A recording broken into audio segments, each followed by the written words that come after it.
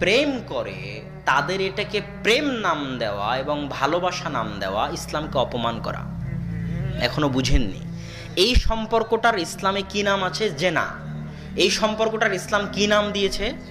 জেনা। তুমি আমাকে বলো যে আমাদের দেশে জেনার সম্পর্ক হয় না, হয় না, তাহলে তোমার প্রশ্ন ঠিক আছে। তুমি আমাকে এটা কেন জিজ্ঞেস করতেছো যে আমাদের দেশে ভালোবাসা প্রেম প্রীতি আছে না নাই?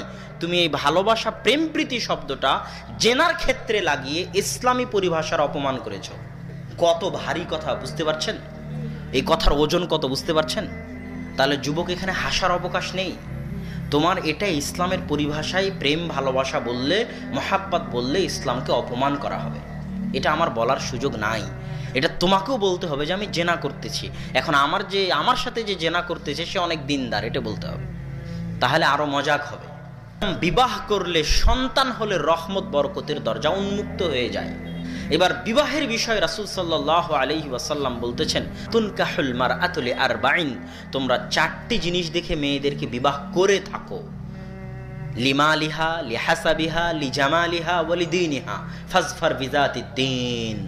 তোমরা ধন দৌলত, বংশমর্যাদা, সৌন্দর্য, টাকা পয়সা দেখে, দিনদারিতা দেখে তোমরা মেয়েদের পছন্দ করো। তবে আমি মুহাম্মদ সাল্লাল্লাহু আলাইহি ওয়াসাল্লাম তোমাদের বলে যাচ্ছি, তোমরা যদি বিবাহ করার সময় মেয়ের মধ্যে টাকা পয়সা নাও পাও, সমস্যা নাই, সৌন্দর্যতা নাও পাও, সমস্যা নাই, বংশমর্যাদা নাও পাও, সমস্যা নাই, তবে অবশ্যই যেন তোমার স্ত্রীর মধ্যে দিনদারিতা থাকে। দিনদারিতা দেখে তুমি স্ত্রী চয়ন করো।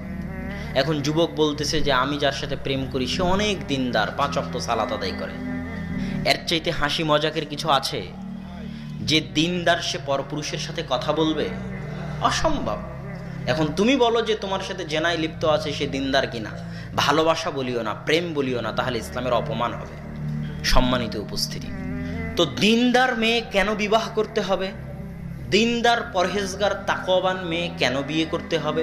কেননা একটি আদর্শ ইসলামী পরিবারের সবচেয়ে বড় ভিত্তি, সবচেয়ে বড় খুঁটি, সবচেয়ে বড় স্তম্ভ হচ্ছে সতী, পরহেজগার, তাকওয়াবান স্ত্রী। এই সতী, তাকওয়াবান, পরহেজগার স্ত্রীর মূল্য আল্লাহ এবং তার রাসূলের নিকটে, ইসলামের নিকটে সীমাহীন ও অপরিসীম।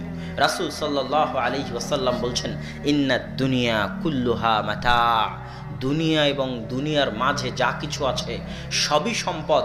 ওয়া খায়রু মাতাইহা আল মারআ সালিহা, আর সবচেয়ে দামি, সবচেয়ে মূল্যবান, সবচেয়ে শ্রেষ্ঠ সম্পদ হচ্ছে একজন সতী, পরহেজগার নারী, মহিলা, স্ত্রী।